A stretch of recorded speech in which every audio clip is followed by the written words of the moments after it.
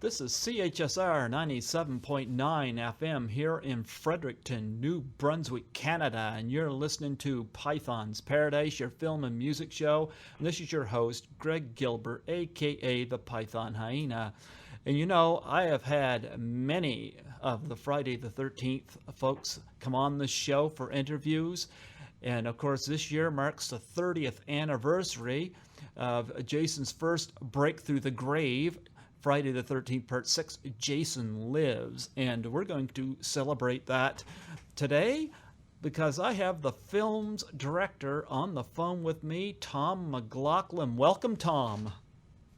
Hey, great to be here, and always love being in Canada. Made a lot of wonderful movies up there.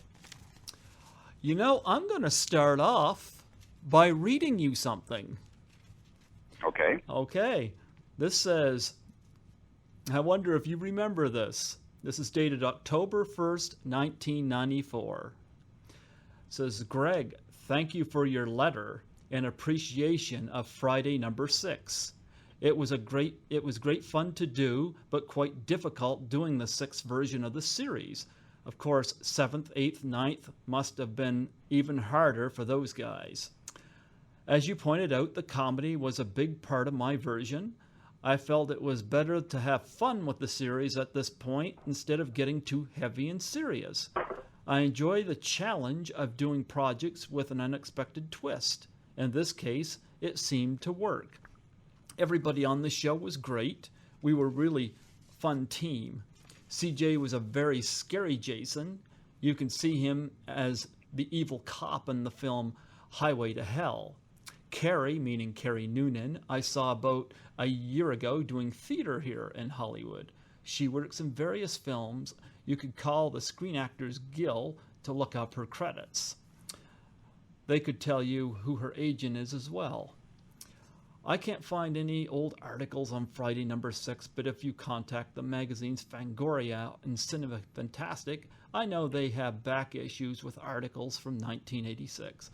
Again, thank you for your kind letter. Always, Tom McLoughlin. And I've kept that all these years. Wow. You sure that was me and not my evil twin? It might have been your evil twin. Yeah, sounds way too nice for me, and that's usually what he does when he wants something. Like being loved or something, you know. Wow, that's great that you kept that after all this time, and I'm honored.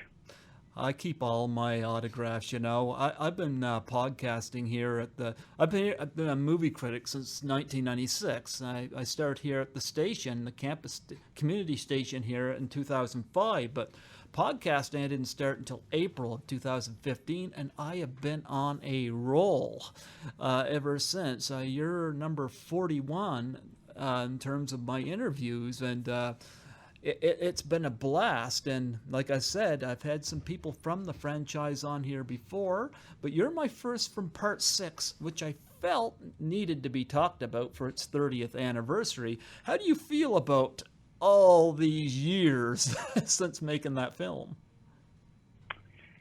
You know, it's strange because it's like another lifetime. It's like I've talked about it so much over the years, and I've not grown tired of talking about it because it was definitely a highlight period of my life.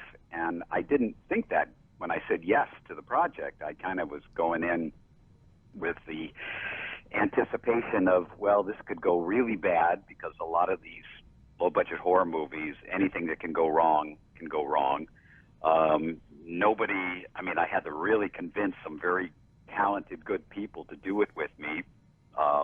Because there was sort of that, geez, I don't want to do a slasher movie, I'm just getting my career going here. And, it's always the kind of a ground zero for most people when they're just beginning their careers is to jump into the genre and do something. And so there's usually not a lot of money. There's usually a lot of, problems with getting things right and getting things done quickly. But we were really blessed that we were all just around the same age, kind of in our late 20s, and we really kind of bonded, as a unit. Certainly I was the director and in charge, but I also felt like everybody's input was really important, that I wanted it to feel like this is our movie, not just, my movie that I wrote and directed, but, all of your contributions are important. And a lot of the actors, created characters that, went beyond what I had on the page, and that was, great fun. So when we have these, screenings, which we still have for this movie, a lot of the cast and crew show up, and it's like family. It's like, even though we only had those few weeks that we spent together, the movie has had such an impact on all of our lives, and has certainly generated a lot of attention for anybody that was in it. You can't help but look at it going, wow, I'm actually glad I did do that movie. And the fans, it's like they build every year. 30 years in, and doing a screening in Texas as I did last May, and walking down the aisle and getting a standing ovation, I'm going, are you kidding me? This is crazy. For a low budget horror movie, but people just have, I guess, related to it as a period in their lives when they saw it when they were young, and it's like their monster, like Freddy is, and Michael Myers is, and Pinhead is, all those 80s monsters, as was Frankenstein, Dracula, the Wolfman, all the ones I grew up with watching on TV when I was a kid. So, it all sort of has been this incredible journey that started, with films that most of us in the 80s sort of were doing like as jobs and assignments, because we really wanted to be making, great films like the 70s were doing, Godfather and Star Wars and Rocky and, all these movies that really had, huge commercial and huge impact on society. And yet, the 80s are now very, very fondly looked back on as like, that was a great time and great fun. And I love the hairdos, and I love the way, people acted, and I love the music and stuff. And having lived through them, it was sort of like, it was sort of a disappointment from the 60s, the 70s, the 80s, and then I don't know where the hell we were come the 90s. I was off, doing TV movies and cable and stuff during that period, so I kind of lost touch with a lot of stuff other than just making films. So, yeah, now that we, jumped to 30 years, and that the film is still as loved as it is, it's a real honor, and I'm really thrilled to be able to, still be talking about it. It's interesting you mentioned music and stuff from the 80s. Two of my favorite films of the last 5 years, one was Rock of Ages, which really took me back in the 80s. And one was this year. I saw Everybody Wants Some 9 times in the theater, the new Richard Linklater. Yeah, Richard Linklater film, and that's set in 1980. And boy, I bought the soundtrack to it as well as the movie. And the 80s were one of those times, like certain music will just have a nostalgia hit. Yeah. Well, again, as you might know, or some of the folks out there might know, I've been part of resurrecting our band from the mid-1960s, the Sloth. And, back in those days, one of the bands we played with, besides the Doors and Iron Butterfly and, all the bands that kind of were on the Sunset Strip, was a group called the Nazz, which was Alice Cooper. And so I knew Alice when he was Vincent, and, cool guy and stuff. But, again, there was none of what was Alice later, obviously, in those days. And so to have him actually do the music for my movie all those years later was an incredible thrill. But at the same time, doing a band now at this period in my life is also amazing, because we loved the music of the 60s because we were teenagers, and we were part of the garage rock, scene. And garage rock in those days meant you had no money to pay for rehearsal space, so you had to play in your parents' garage. So, that was the only reason that was used as a term. You're nothing but a garage band, Now it's looked at with great affection, and it's a particular sound that was kind of created out of that period. And, it went on with groups like the Ramones and things, who obviously made it into its own thing. And so many groups now that are, basically, our music is garage music. So, now we're performing and we're basically going, all right, we're just going to do what we did back then and hope you dig it, because it's basically what we know and what we, kind of we're part of the creation of. But it is amazing to see that, people who love that 60s music also love the 70s. And then it starts to kind of break off, where there's like hardcore 80s fans and hardcore 90s fans, and obviously electronic music versus just songs. So it's so diverse. But for me, I love it all. I mean, I think anything that gets you off, anything that you can connect with, anything that's exciting, makes you either want to dance or brings you back to some great memory is valid and wonderful. And I just love the fact that things are so diverse now. Yeah, I like music of all ages, like 60s, 70s, 80s, 90s, the whole works. And I think it was great you guys got Alice Cooper to sing He's Back, the Man Behind the Mask, which, of course, is on the Constrictor album. Great album, too. The whole album was great. And, of course, Teenage Frankenstein featured in that film as well. Yeah. Yeah. Hard Rock Summer. Yeah, Hard Rock Summer. Yeah. So, but yeah. Yeah, that was fantastic. Now, you mentioned you're in a band. What instruments do you play? You play any instruments? I play harmonica, and I also play the Irish drum, the bodhrán, which I don't play in the band, but I kind of get together and do sessions with other Irish musicians, which I love playing. But basically, I am, what our bass player calls the show. I'm the guy that gets out the front man of the group, and my objective always is to give people something they haven't seen before, or something that if you were around back in the day when, there were show bands, and I mean people like The Who and obviously later on Kiss, Alice, of course. But we all kind of approach this that if you're going to come see us, we're not going to just stand there and stare at our shoes and play the music. We're going to give you a show. So I've tried to embody as many ideas and things that I've been sitting on for, dare I say, 45, 50 years, and finally now have the opportunity to do, as well as just, as we're writing our own music, I'm finding ways to visually do things along with the music. And that's everything from getting, electrocuted on stage to, magic tricks to mime, because I had a background studying with Marcel Marceau after I left rock and roll in the early 70s. And, and everything in between. I mean, dancing, throwing myself into the crowd, doing stuff with people out in the crowd. I mean, it's all about, to me, making it an experience. And we've really had quite a wonderful reception, both with the baby boomer generation, which is my generation, where people going, that's great, man, I haven't heard that in a long time, as well as very young teenage and 20-year-old music fans who just love that period and love that music, and we're sort of like part of the grandfathers of the early punk and the show bands of that time period. So that's been a wonderful thing to have going on, as well as the movie work that I'm doing and things. You mentioned the Doors. What was it like working with Jim Morrison and the Doors? I think they're a fantastic band.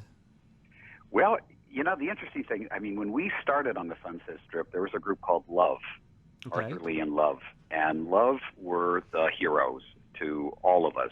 Actually, Love, I think, did a song on the High Fidelity soundtrack. Now that I come to think about it, yeah. And they were the guys that, we all obviously idolized the English rock groups. That's what turned us all around as kids and said, we're growing our hair out and we're going to take the crap they're going to give us at school for having long hair, and all that stuff. And Love were a group that had their own sound, and they were unique to LA. So, most of us did covers of their stuff as well as rhythm and blues and things. And then, we played, our band played at a place called the Hullabaloo, and there was a battle of the bands, and we lost the Battle of the Bands to a group called the Doors. So, watching them, it was like, wow, they're mixing all kinds of like jazz and kind of Indian stuff and all kinds of stuff into the rock and roll. Plus, Morrison was such a charismatic performer, even as messed up as he was, because having conversations with Jim was like, might as well be having a conversation with a dog. I mean, he was on another planet. Sweet, nice, but it was very much, he really was very intoxicated and very much kept in a kind of a heightened state of awareness. And no one ever thought he would burn out as early as he did, which was very heartbreaking. But, we did probably, 5 or 6 shows with them in L.A. Tell me. And, watched as they went from basically nobodies to, the iconic band of that period. It was amazing, and it was sad, when we lost Jim, and then we lost Jimi Hendrix, who he had a huge influence on all of us, and Janis, and of course Yep. Keith Moon from The Who. There was a whole whack of people that just, burnt themselves out. And part of the reason why I kind of moved away from rock and roll and went into other things, because, I had guys in my band that were, starting to shoot up drugs and things, and it just became something that was part of the scene, what you did. And having gone over to Paris to study, it was my going down into the catacombs below Paris that inspired One Dark Night, which was the first, feature film that I wrote and directed. And so I have to say, had I not made that change, my path wouldn't have veered off into, writer director. So I mean, everything, one thing leads to another. So, and you just never know where your course is going to take you. But all I can tell people is, if you have dreams, keep, living the dream. Find every way you can to get there, however long it takes, because it is wonderful when it happens. I just wondering how accurate do you think Val Kilmer's performance was playing Jim Morrison in the Doors movie? He was pretty good. I mean, I got to say, again, I only saw Jim backstage, or I'd see him at like Ben Frank's, or some of the places where we all ate, or Cantor's and some of the, so it wasn't like, I hung out with him and got close with him. So basically what I saw Val Kilmer doing was pretty dead on, Jim. I was frustrated at that movie because I wanted more insight. I wanted to understand why he was the way he was. It couldn't have been just some random, psychedelic experience, taking mushrooms and talking with Indians. I mean, there was other stuff going on, and only years later did I talk to somebody who was connected with the production, and basically Morrison's family would not give permission to do a lot of the things that were really truthful about his upbringing and things that happened in his past and stuff. They just, they felt it was nobody's business. So what the movie basically gave you is kind of the exterior, what we saw, a little bit of insight. He was, a frustrated filmmaker. I mean, Jim wanted to be making movies. He went to UCLA to be a filmmaker and met up with Ray and found out that, Ray had a band and Jim wrote poetry, and they brought the two things together. But there was, had Jim survived that era and things, he probably would have ended up making films, certainly not Rob Zombie kind of things, but his own strange, visual way of approaching, the medium. Well, I remember the first time I saw Friday the 13th Part 6 Jason Lives, and I gotta say one of the standout things for me was the humor. One of my favorite scenes is where the guys are playing paintball, and of course you get the guy who tries to put the tree branch back onto the tree. Well, that's all improv, actually. That was, again, you hire the right actor. In this case, Whitney Rydbeck was somebody that I'd worked with as a comic actor, and we performed together. So when the roles came up, I put a lot of people that I knew from other, other projects. And yeah, Whitney just, I sort of set him loose in that kind of proscenium framework that I did, and he happened to touch that lean on that thing, and it broke, and he just played with it. Yeah, he just went with the moment.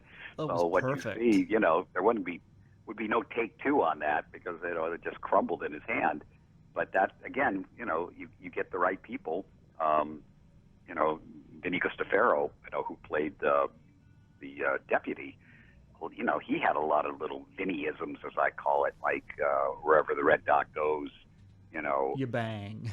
Yeah, but I didn't write you bang. He came up with that. I just had wherever the red dot goes, ... implying there's going to be a bullet that follows.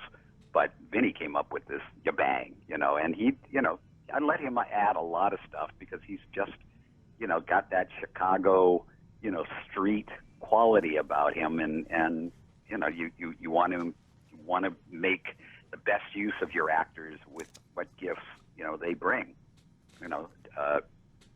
Jennifer, was just, as Megan, had such, star quality about her. She was so flashy of a girl, and in terms of her energy and things, that you could just, turn her loose in a scene, and she just kind of lit up the screen. And I was real fortunate, to have her doing the smart-ass dialogue that I had written, but she did it in such a way that she wasn't crude. She was fun. She was, feisty. And, it is that thing of half of its casting, more than half of its casting as a director. You find the right people, and, they make you look good, and they make the movie something that hopefully you care about. And as you mentioned, the humor was a huge thing to me, because I wanted people to laugh and like these characters. So when they got killed, it wasn't like, yeah, sort of like, oh God, they had to kill him. I loved him or her. But I wanted the kills also to be superhuman. I mean, I brought Jason back with a friggin' lightning bolt like Frankenstein, and I basically said, he should be able to do things that, he's never done before, in terms of turn a head and twist it and pull it off, or punch out a heart, or, things that you don't just do with a kitchen knife or a machete or a chainsaw. I wanted to, take him another level, but also have fun in doing it, which is why the James Bond opening is there. It's like, guys, I'm going to tell you right from the get-go, we're doing a franchise here like James Bond, and, we're going to make this a movie, not anything beyond that. It's going to have, hopefully, a plot with a character that has an agenda, and a villain that has an agenda, and, at the end of the day, who dies, who lives, you see, and obviously we had to make sure that the audience got that sense that it ain't over. Jason's going to come back again, because that was the big disappointment for most of the fans on Part 5, was that wasn't Jason. So, Yeah. that was my big job on it when I was hired, was bring him back. I don't care how, we got to bring back Jason. I was going to say, going back to Whitney, he was in the miming thing with you, wasn't he not? Right, yeah. He was in my group, the LA Mime Company, that we pulled together, and that was like the mid-'70s. Okay. Going back to Friday Part 5, I had Melanie Kinnaman on here last August, and she paid me one of the biggest compliments on Facebook. She posted a comment on one of my pictures, one word, hot. For a guy like me who's, never had luck with women, to have a woman that gorgeous say that about me, I'm like, I'll take that, Yeah, please do. You got to. I feel anytime anybody looks at me twice, I go, all right, I'll take that. Why didn't you have and I'm not criticizing anybody you casted, but I was just curious as to why John Shepherd and Melanie Kinnaman were not brought back for Part 6. It's not that I didn't want them, and not that I wouldn't have been wide open to that. Basically, Frank Mancuso wanted to take away the memory of Part 5 from the audience. I obviously, when I started writing it, I said, Tommy's leaving the institution, which is, a complete sequel off of the Part 5. But apart from that, there really is no other connection to it. John Shepherd I thought was going to play Tommy. But what we found out was, and I don't know what is the true story because I've heard a couple of different versions of this. One is that he wasn't happy that he did part 5. He wasn't happy with the response, and he had no interest in doing a part 6, which makes sense. The other thing is that he got into some sort of Christian or some sort of spiritual group of some sort, and he just, spiritually did not want to be part of something like that. And the third was, he had an agent who said, okay, he'll do it, but he wants this amount of money. And they said, no, tell it walking, no way. So, I was told, well, you're not going to get Shepard, so we're going to get somebody else. So start looking. And as far as Melanie, yeah, because she was tied to him and that whole thing, it just, they just made that choice that, she was not going to be part of it. And it certainly wasn't that she did a bad job or any of that. It's just they really wanted to say, okay, we're going to, start this, like, pick up almost like where part 4 left off. Okay. And all we're saying is that, Tommy went someplace. If you saw part 5, you got it. If you didn't see part 5, it still worked. Well, I gotta say, Melanie, she was one of my most gracious interviews I had, and I'm still in touch with her, and I really liked her. But I got she's terrific. Yeah, I like her a lot, and but I gotta say though, you did some great casting in this film. Back in February, I had the legendary Ted White on here who played Jason in part 4, and I'm gonna tell you, one of my most film history interviews I ever had. At 90 years old, he never missed a beat, and the people he stunt doubled for and whatnot. And Ted White was just amazing to talk to about the final chapter. And you got C.J. Graham, who was also very, very interesting. Now, what was he like? C.J. was and still is probably one of the nicest, most gentlemanly human beings I've met on this planet. Now, as a lot of the fans may know, when we started the movie, we had Dan Bradley playing Jason, and Dan was also a stunt coordinator. So the idea is that as a lot of the Jasons have been stuntmen, so they could basically do their own stuff, and then also if there's any other stunts, if they have any kind of stunt coordination ability, Dan Bradley was the perfect candidate. Now, what unfortunately happened was that when in fact, I guess all the stuff that's daytime that you see in the movie, the paintball stuff, all that, Jason in all those scenes is portrayed by Dan. And physically, he's a very different look than CJ is. Okay. And Dan, from the studio standpoint, had gained too much weight in the period from when they saw him last to what they saw on the screen. And they took this attitude that, well, if he keeps gaining like that and that the costumer has to keep letting out the clothes, this is not the Jason that we want to see. And in all fairness, they should have talked to me about it. They should have talked to Dan, but they made a decision that he's out, we're getting somebody else. And basically I got a call saying, we're putting a new Jason on the plane. He's coming out. And it's like, wait a minute.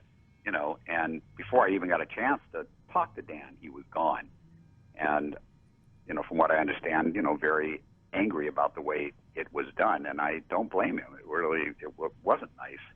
And although when you look at the big picture, all these years now, Dan Bradley is the top second unit director on all the James Bond movies, all the Bourne Identity movies. I mean, anything that's one of those major stunt-orientated movies, you watch the credits, Dan Bradley, he's I can't imagine how much he's worth as a creative talent today. And he's still in the film, huh? He's still in the film, yeah. Because Well, he it's still all has that that at daytime least, stuff. you know. Hmm? He still has that at least, you know. Yeah, but he doesn't want to do any interviews about it. He doesn't want anything to do with it. And again, I don't blame him. It was, this business, sometimes things like that happen, and it's not fair.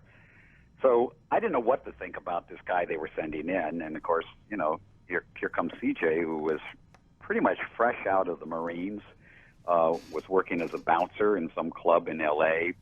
Some special makeup people happened to see him one night for some party or something where they had him dressed up as Jason, and they go, "Wow, this guy's pretty intimidating. It's his size and energy and stuff." So, he had no stunt background. He was a friggin', war machine as a Marine. But he followed instructions to the letter. And anytime I said, "Can you do this?" "Yes, sir." He was military like you can't believe, and yet heart of gold and very concerned about making sure, the other person was taken care of. We brought in another stunt coordinator, to actually oversee any of the actual stunts, Mike Nomad. And Mike is the blonde cop that ends up getting the dart into his forehead. Yeah, lands back in the boat. Yeah. So he did all the stunt coordinating and did an incredible job on that. Oh, the cop was the stunt coordinator, huh? Hmm? The cop guy was the stunt Yeah, coordinator? the blonde Oh, cop wow. guy, yeah. Yeah. Okay. So, and that thing he does where he throws himself backwards and lands in the boat is even though it doesn't look like a big thing, that's how a lot of people really get hurt, because you really need to know what you're doing and how to land, to do that, without any cutaways or, lots of times, you see somebody fall, but they're actually falling on something soft and things, but you really did the stunt. But he also was responsible for making sure that he didn't kill the guy that was driving the RV when he sent that flying, or any of the underwater fighting, which is also very difficult stuff to do. Oh, yeah. Because that's just really tricky, keeping people down long enough to get the shot. And all the other amazing things that we did in that movie, because I wanted to push the edge of the envelope. We were making these things at the same sort of low budget,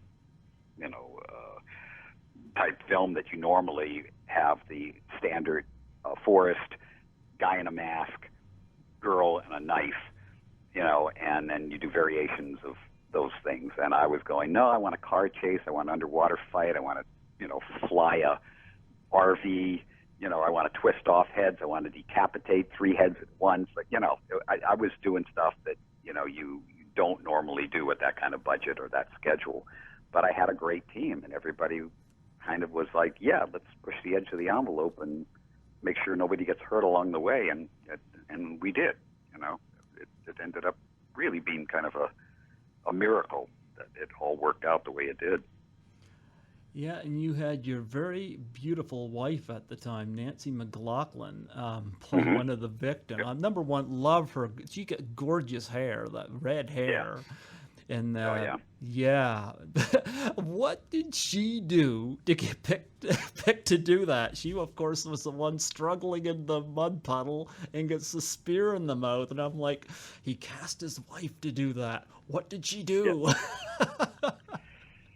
What did she do wrong? No, the truth is, yes, she'll be the first one to tell you, that was her underwater. That was her. We had no stunt double. One, we couldn't afford one, and second, she, Nancy's a trooper. And when I said, well, this is what's going to happen, she's going, yeah, I can do that. And it was hard. I mean, very hard. The air thing, what do they call it, respirator thing that that didn't fit her mouth correctly, so that wonderful red Georgia clay was going down her throat. She was trying to, stay down underwater. They had like a vice contraption that, she had to slide herself into to hold herself down so that her body would float, but her head would stay down, for the spear. It was freezing, it was like 30 below, and, we're in like nice warm parkas and stuff, and, she's in, a shirt and jeans and in that water. Now, we did heat the water but it does, just like as anybody knows, you can heat a pool, but if it's below zero out, when you get out of that pool, you could get hypothermia. So it was a tough thing. She was a real trooper to pull that off. But at the end of the day, I mean, it's one of the more memorable sequences, which is what I told her, that when I wrote it, I wrote it with her in mind. I was also fortunate to cast Tony Goldwyn, which was like, I think his first official Screen Actors Guild performance. And so that, you can just pull that little section out, and it sort of is the whole movie encapsulated. My sense of humor is in there. A unique kill is in there. The whole kind of way people are going to relate to each other in that sort of 1930s, 40s smart-ass dialogue, which is something I have a passion for. People use slang words and things. A lot of them I just made up because I always liked those type of movies that characters just had a snappy way of talking.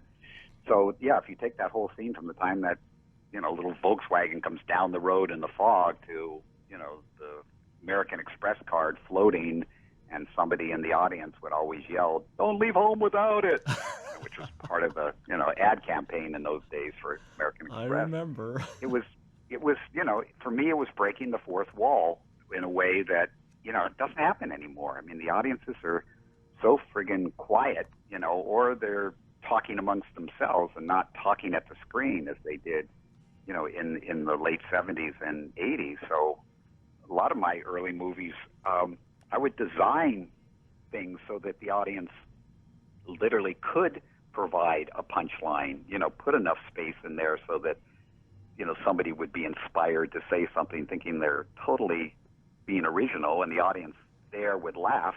But the truth is, it was set up so somebody would do that. And, I just love that fact that an audience could participate in the film, in a way that you would like at a show, and be active as opposed to just, sitting there passively watching this thing. Of course, I know through an interview, one of those discs, that Nancy almost didn't get away from that spear when it came through the windshield. Yeah. Well, I was going to save that if you were going to talk to her. Oh, I'm going to talk to her. I'm looking forward to having her on here. But got to say, good. It was scary. It was scary that and a lot of it had to do with the fact that CJ was a Marine, and he was programmed that if you had a weapon, you went towards your target. And even though he was supposed to just kind of go through the window where Nancy was seated, on action, as she moved, his spear just followed her, and we had one take, on that glass, because that's all we could afford was one window. And so luckily, he missed, by just a whisker, and yet it was also made that sequence even more frightening because it really did look like he was going to nail her, because it wasn't just putting it in the spot where she last was, he was putting it where she was going. So but yeah, it was like, oh, holy jeez, and and again, Nancy didn't freak out. She just, as the years went on, she goes, yeah, why did I do this? This is crazy. I gotta say, you've got good taste in women. I think she is gorgeous. Mm-hmm. Yeah, she is. So I'm looking forward to having her on here. I got a thumbs up from her, but when she gets back to California, so looking forward to having her on here in August. Now, you had some other interesting folks in that movie too. Tom Matthews, of course, comes in as Tommy Jarvis. I really liked him. Him and Ron Palillo in that opening scene, because Ron from Welcome Back Kotter gets his heart punched out. And what was it like working with Ron and working with Tommy? Well, Ron first. Yeah, unfortunately, we only had I guess I had 2 days with Ron, the nighttime sequence in the graveyard. And then later we did the scene in them driving, in the van or in the truck. So I only had those 2 days to actually be with him. I cast him just by the fact that he, was, A, wanted to do the movie, and second, had that tie-in with Welcome Back, Kotter. Yeah, and he provided some sense of humor, too. Yeah, I mean, the fact, you want in these things, to have a funny sidekick. I mean, it's pretty much theater 101. There was always, the hero, and then there was always the guy next to him, and like you see sometimes in I don't know if you're a fan of like the martial arts movie, Yeah. but, they always, have like the guy, Woomback, or something, and when they have the bad dubbing, it's like, well, what do you think, Woomback? Don't you think? Well, I think you can get him, boss. Sure. And there's always these, funny little guy next to him that's always like, oh no, we're going to get our butts kicked. And to me, that's what his character kind of was, is this guy that was like, I don't think we should be doing this, boss. And so he was perfect in that way. And, and then, of course, the lead into that was, Tommy, let's get out of here. My heart can't take any more of this. You're right. So that obviously, 2 beats later, he gets his heart punched out. The other interesting thing I think some people know is Tom Fridley is John Travolta. is actually related, to John Travolta. So, we had that little kind of tie-in with the two things with Welcome Back, Kotter. Tom Matthews, he was like, I was really fortunate to have him because he was the perfect leading man. I mean, good-looking, strong actor, and perfect foil for Jennifer Cook. She could say wise-ass stuff to him, and it looked like, I like her, but this is serious business. She's not getting how serious it is, and they just really played off each other, wonderfully. And as the years gone on, I've done a number of conventions and things, and and some getting together privately, like with dinners or whatever, with Tom. So it's been a kind of a long, ongoing friendship, since that movie. So of course I've got nothing but praise. Ron, it was sadly we lost him a number of years back, and I was hoping that we would cross paths again at one of these conventions or Friday celebrations, getting everybody together every 10 years. But unfortunately, I've not seen him since we were on the set together. I got a question. Tom Matthews, what was it like for him doing that fight scene with the canoe there out in the middle of the lake? That must have been harrowing, or did he just have a double? Well, that was, the actual stuff out in the lake was CJ. He actually walked out into that freezing water, which was filled with water moccasins, very deadly snakes. It was dark, so luckily what you didn't see, hopefully, wasn't going to bite you, and nothing happened. But Mike Nomad actually was out, any of those wide shots on the real lake where they're fighting and all that, or even the scene where Jason jumps on him and the boat breaks and goes under. The rest of it was actually shot in Los Angeles at USC, in the big Olympic swimming pool at USC, and we had put black tarps down in the bottom of the pool, and lit it, to look like that lake the best we could. So all the actual fighting and all that, where Tom Matthews did, work with the CJ and all that, was done there. Then all the underwater things was actually at my dad's house in Culver City, where he have a tiny little pool, and I mean tiny little pool, but they allowed us to come in and do all that underwater stuff, and basically the scene where the propeller chops up Jason's neck was all done there. So all that gook and stuff ended up going into his filter. But my dad, being a former USC film student and a huge lover of movies, and part of the reason I love movies is because of my dad, he just thought it was the greatest thing to have a film crew in his backyard, and that he was running around with his little Kodak camera taking pictures, and so it was a great time for him. And of course we paid for any of the stuff that got messed up, and for use of the pool and things. But so it was 3 locations that made that work, and the combination of obviously Tom Matthews shots as well as Mike Nomad doing anything that really required physical stunt. And of course Jennifer Cook, It's interesting, the car chase scene. I thought that was a great addition to the film. You don't see any of that in any of the other films, and Jennifer Cook had this nice flair um, to her personality. Like this was Yeah. just all fun and games to her. Yeah.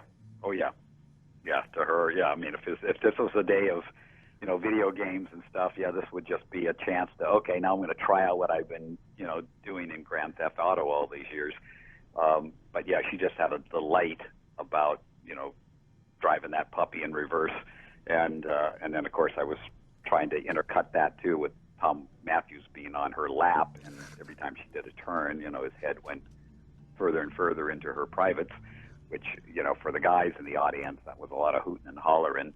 So again, it brought up kind of a whole sexual thing to the car chase, as well as just the fact that she was, doing this on a dirt road with cops coming, and we really didn't have a lot of road, and so a lot of that was just the same road, doubled over and over again.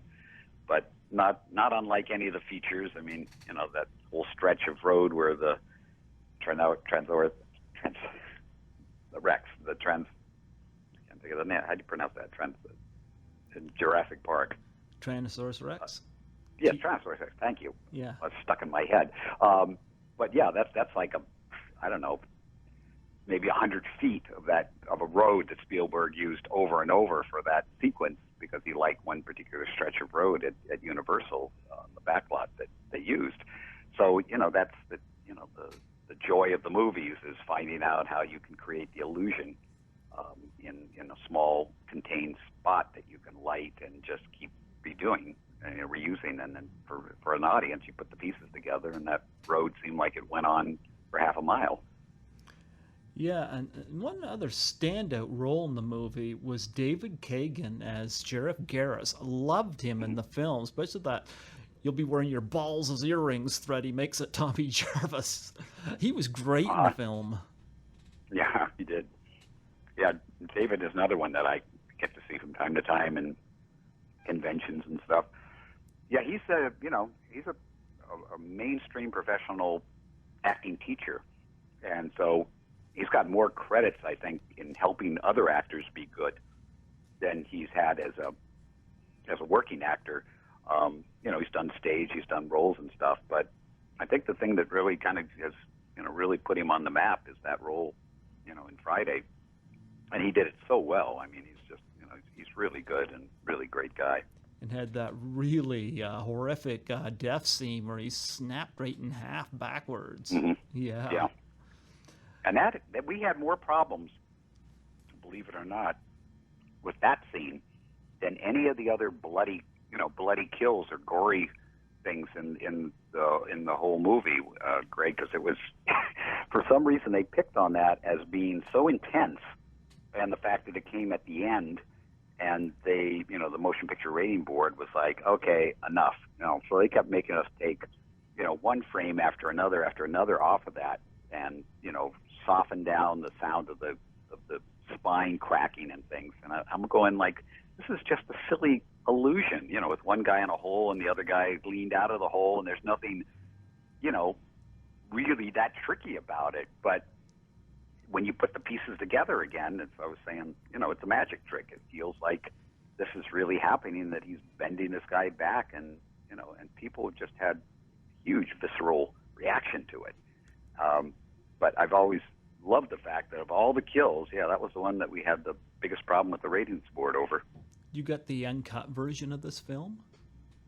There really isn't an uncut version, because we went through 9 screenings, and every time, we had to take a little piece of this and a little piece of that. And so there was never like where, all right, that whole thing's got to come out, so that there would be like a sequence where you say, all right, in the uncut version, you're going to get to see this and this.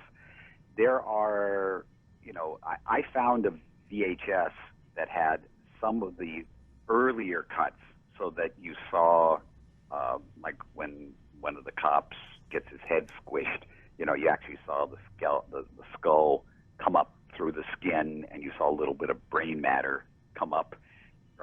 So that's included in one of the special edition versions of this thing. And the triple decapitation, there's one version where you see a lot more of it than you do in the final thing, but not the full thing. That got taken out. You had early Anne on. Ryerson in there. She was, of course, the chocolate bar girl in Caddyshack. Yeah, exactly. Yeah. Still a very funny woman. Very, very funny. Yeah, all three of those guys are such great comic actors, and Whitney, obviously. So I thought the fans would hate that. I thought that whole thing with the paintball and those guys and things would be like, come on, the movie just completely changed tone by putting these, this kind of almost, stoner humor in this thing. But for me, I wanted to put in as many different aspects that made it a different movie than we've seen before. And at the end of the day, they do get decapitated, and you never see what happens to Roy, Whitney's character, but eventually you see, that he's been hacked up into a number of different pieces. Yeah. So it's like it all had a classic Friday the 13th payoff, but I just really wanted to play with the genre above and beyond just, line them up and kill them, or, have sex, then die. I just needed to feel like I could put a stamp on it that made it different, and Frank Mancuso and Paramount were totally okay with that. So for me, it was great. One of my favorite people in the movie was Carrie Noonan. I thought she was really cute. Loved her, that pale complexion, her hair.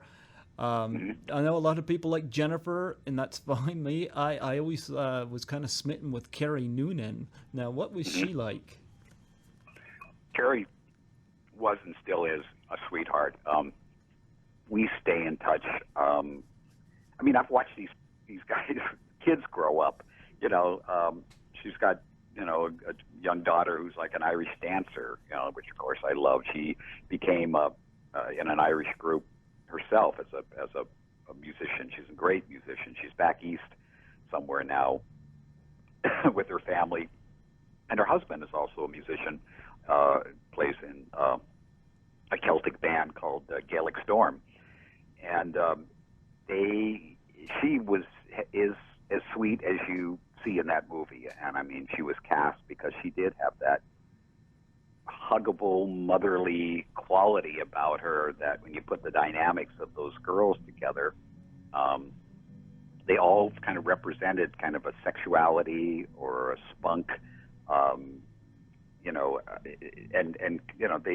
I really wanted to have those different qualities. And Carrie, when she sat there over the little girl's bed and told her what to do, what she did as a little girl, when she'd say a little prayer to make the monsters go away and stuff. I mean, she was very sincere and genuine, and something that could have come off really corny and awkward, worked because she is that. She knows how to do that, and sure, she's been an incredible mother to her kids. She's got that quality in her. Yeah, I always felt bad when she got offed, and of course she ends up being painted all over the inside of that cabin. I know. She probably has the worst death of all of them for being the nicest of all the counselors. Yeah. But again, you don't know. I mean, I read an interview with Carrie going, she's not dead. Jason took some animal and threw the blood all over. No, Carrie's still out there. I mean, what's her character's name? Paula. Paula? Yeah. No, Paula's still out there. Because you didn't see her body, right? Well, she did go out through that window. Funny. Yeah, she goes out through that window, but we don't see her get carved up the way, what I show in terms of the bloodbath, that occurred. But yeah, I mean, the truth is, I really just, there were so many kills. I was trying to do 13 unique kills, some of which you saw, some of which, like in the case of hers, you saw the aftermath. Yeah, Jason's a horrible interior decorator. Yeah. And then when we screened it for the first time, for the first kind of Yahoo audience that they brought in, the producer said, we need 3 more kills. I said, you kidding me? I don't want to give you 3 more kills. We got 13. It's perfect. And he goes, nah, we need just 3 more. And I said, well, do we have the budget? And he goes, yeah, you actually came in way under budget. And I go, oh, geez, okay. So, yeah, we ended up killing the caretaker, who didn't die in the original version. And we also introduced the Steve and Annette characters that were out. On the motorcycle? On the motorbike thing, yeah. So that was stuff that was added in Los Angeles, after we had cut the movie and, had a screening at the theater at Paramount. Yeah, they had that double impalement on the motorcycle. It was it reminded me of the double impalement scene in the bed in Friday the 13th Part 2. I didn't think about that. Yeah, you're right.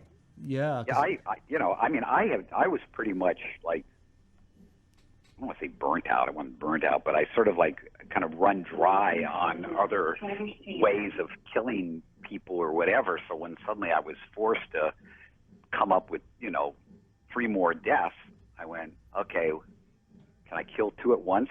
Because I did 3 at once with the decapitation. So, that, and I knew he had the the machete in his hand from when he was walking.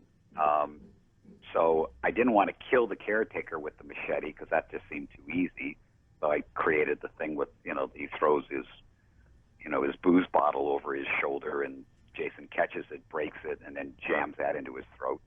And that was another scene that was cut down too, because you actually saw it go into his throat, and then we lingered on it longer as you looked at the bottle, and then you saw the blood come out of the end of the bottle and start to drip, like a faucet. So that got cut down. So the couple, it was sort of like, I just got to do this quick and fast because I don't know what else to do with it. So yeah, I know that was, obviously the double death there, but it's not one of my prouder moments in the film of coming up with a unique death. Well, Bob Larkin played the caretaker. He provided a lot of humor too, especially when, he goes, dig him up. What do they think I am, a fart head? And then, of course, you get the cut of the children there at the camp going, yes! Yeah, exactly. Oh, the great stuff there. I heard that, like in the book, the novelization, there was supposed to be Jason's father, Elias. Now, were you guys going to do anything with that originally? Well, that's an interesting story for the fans because there's a new addendum to all this. Back in the day when I wrote the actual treatment, because what they said is, we want you to do the movie. Can you write a treatment about how you see this, being? And I wrote this, I don't know what it was, a 12-page treatment or something like that, which is actually in the back of the book that Joe Maudry did on me that came out, I guess, about a year and a half ago, called A Strange Idea of Entertainment, Conversations with Tom McLoughlin, which you can get on Amazon Canada or Amazon United States or pretty much Amazon anywhere. But Joe had the great idea of, let's put that treatment that you wrote in the back of the book. So if there's Friday fans, and obviously the title of the book that Joe chose, Strange Idea of Entertainment, is a complete, borrow from what the caretaker says right into the lens. Yeah. And it does kind of summarize my life, that I've got a strange idea of entertainment, all the different things that I've done as a performer and as a writer and as a producer and director and now as a, rock singer.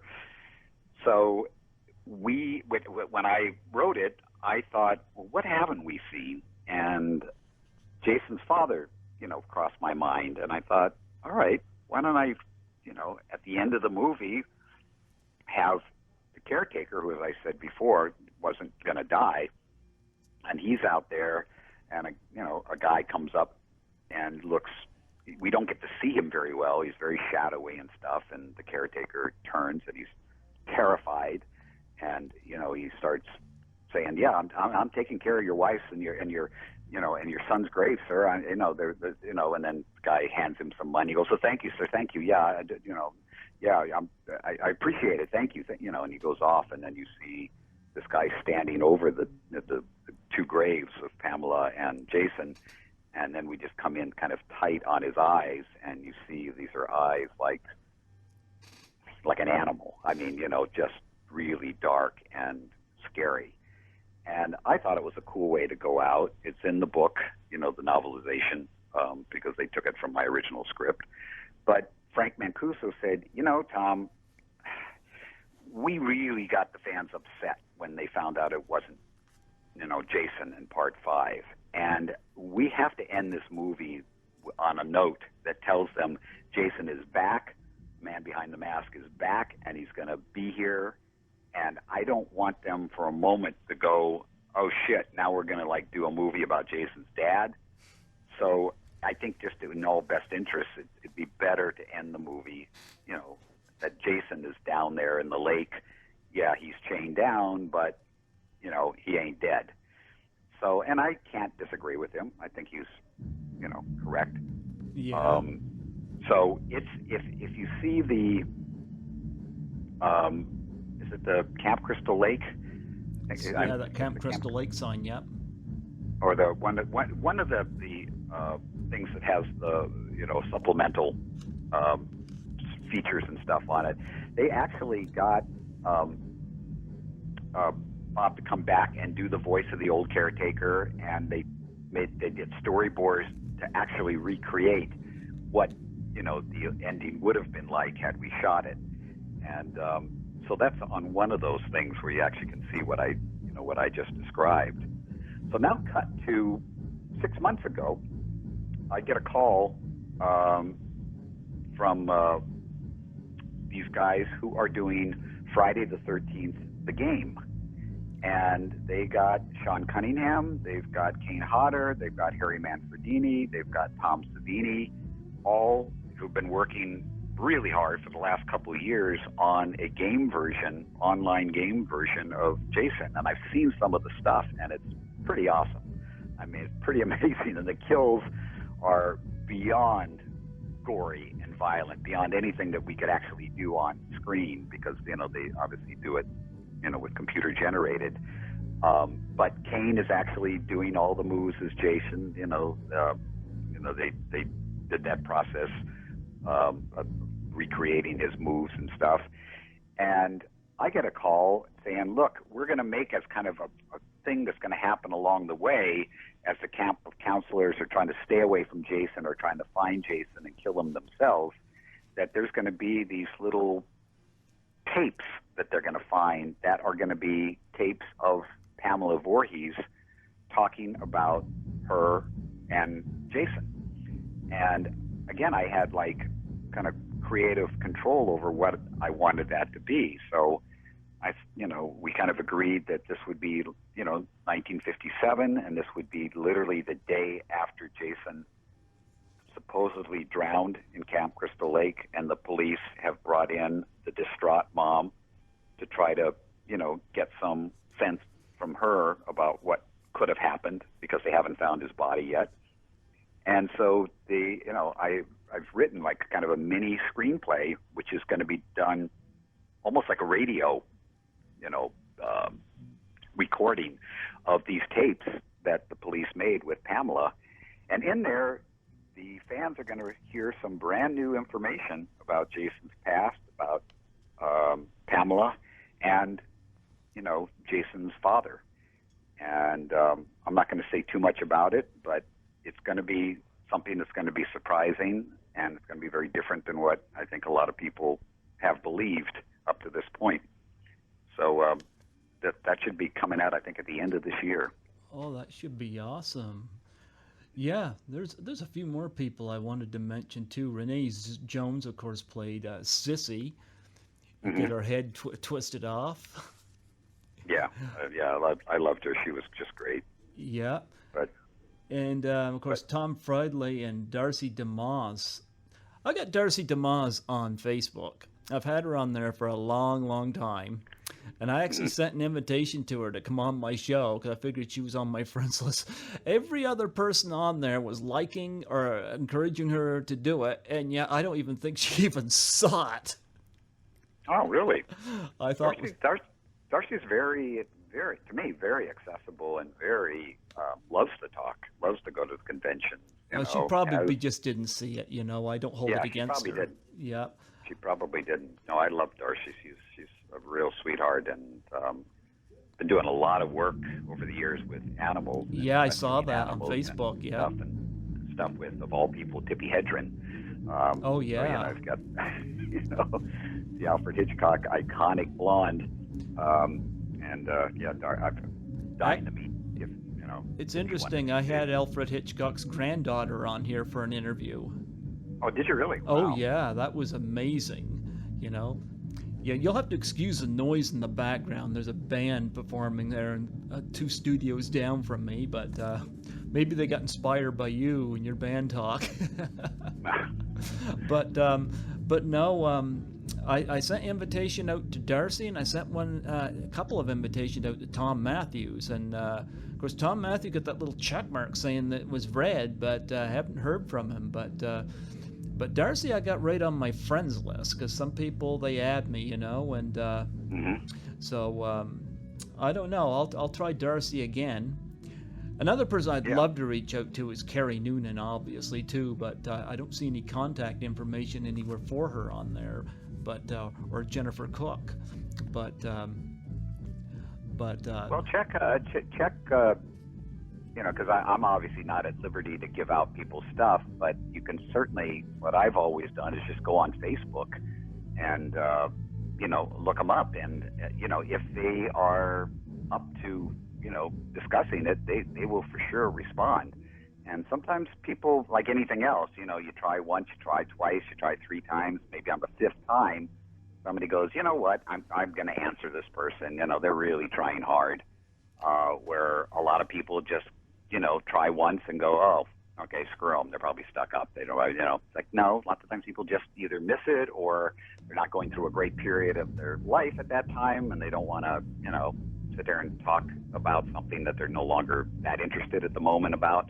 So it is, Facebook is incredible that way, that you really do have access, and Twitter, oh yeah, to people you never would have had any access to. And it doesn't promise anybody's going to, call back or write back, but I've been amazed the people that I've connected with that, I thought they really are willing to talk to me. I mean, Jesus, I'm just shocked. And it is incredible with the this new age of communication, that people are far more accessible to their fans and to each other. it took me twice to get you. Now Nancy, your wife, I didn't get until you sent me the email address, and that was when she responded. So I don't know whether she's on Facebook a lot or not, but She isn't. No, she's a perfect example of, she has one, but she never really checks it. There are other people that they're on their Facebook all the time, but they never check their email. There's other people, you can text them or tweet them, and they'll get to you, but they won't email you, and they won't. Yeah, it all depends. Everybody sort of has their creature comforts. So it depends, how hard you try and which medium you happen to, connect with them on. yeah, I remember I was off Facebook for a few years, just because it was certain stuff was changing and stuff like that, and it became just conflicting with posting stuff, especially pictures, the way I wanted to arrange them. And the only reason I went back on is to get interviews, because it all started with Tommy Wiseau in April of 2015 from The Room, and then I got Adrian King from Friday the 13th, and then it kept going from there. And it's been pretty interesting. But yeah, I did reach out to a few, and I am going to keep trying them. Yeah. Now, Tom Friedley, related to John Travolta, was that why you cast him? No. No. No, I had no idea. No idea. Even when he told me, I went, oh, bull. And he goes, no, and then I kind of looked in his eyes and go, well, yeah, he looks like him. And then, and then it wasn't till years later that I actually saw some pictures and stuff that, yeah, he's definitely, in the family there. So he wasn't, because Tom is such a jive dude. I mean, I just saw him recently when we just lost that the band performed in Las Vegas, and he came to one of the shows, and he was the same kid that he was in the movie. And all these years later, he's a father and stuff, but he has not lost that high energy, that crazy quality that he has, that made Court such an interesting character. He's still that guy. And that they're flipping of the van, a great scene, especially Jason coming up over the top of it, or the side of it, I should say, there at the end of it. What a great shot. Yeah, thanks. Yeah, that's one of my favorite iconic shots from the movie. And of course, Darcy DeMont's face going through the side of the van there. What was the process like of doing that? Well, if you talk to Darcy, she could really give you the best version of that. And she actually has something that she autographs that she's had made up, which is like a plastic recreation of that. That's very cool. But they did a face cast of her, and then they put it, so that was like a hard cement thing of her face. And then basically they had this plastic, and they heated it up, and they pushed that hard thing, into it. I believe it was underwater, so it made it feel slower, so you could actually see it, sort of form. There were some tricks that they did that I wasn't there when they actually shot that, because that's like a special unit thing. But it came out as wonderfully as I was hoping it would. Yeah, I'll have to reach out to her on that, yeah. Greg, I just realized I have a meeting in like 15 minutes that I've got to get to. So if there's any other questions, if we could, wrap it up. Oh, I apologize for that. No, I didn't mean No that. problem. I will have one question for you, though. You did another movie with Phoebe Cates. What was she like to work with? Phoebe, one in a million. Phoebe, I'm so sad, stopped acting. I mean, married one of the greatest guys in the world, Kevin Kline. I could understand that she got really tired of being looked at as Phoebe, show us your tits, because you did in Fast Times. Kate, she was not being appreciated for who she is as an actress and as an incredible, acting personality, because she has such pizzazz and stuff. And, I think, again, it was that whole thing is, she didn't have any problem, obviously, with my movie, because I was doing a squeaky clean PG at best, family movie with my Angel picture. But most of the other stuff that she was being offered, there was always this sort of mandatory, we want to see, you with your top off, and she just hated that. And I think she just kind of reached a point where she just, it wasn't as fun to her as it was in the earlier days. And I think occasionally she comes out and does some acting, like theater stuff in New York, I think. But as a person, loved her. I mean, she was funny and fun, and just nothing but great things to say about her. She's wonderful. Okay, where would I go to maybe get an autograph of you? Of me? If I wanted to get your autograph, where would I go? Just message Simple. you. You just Message you on Facebook. Send me whatever it is, and I'll send whatever you would like signed. No problem doing that. Do you mind if I add you on Facebook? No, please. Okay. And one last quick thing. Would you mind doing a plug for my show? No problem. Okay. Tell me what you would like. Just say your name, and you're listening to Python's Paradise with Greg Gilbert in Fredericton. In Frederick? Yeah, Fredericton, New Brunswick. Oh, Fredericton. Okay. Little province in Canada. You ready? Fredericton? Yep, Fredericton.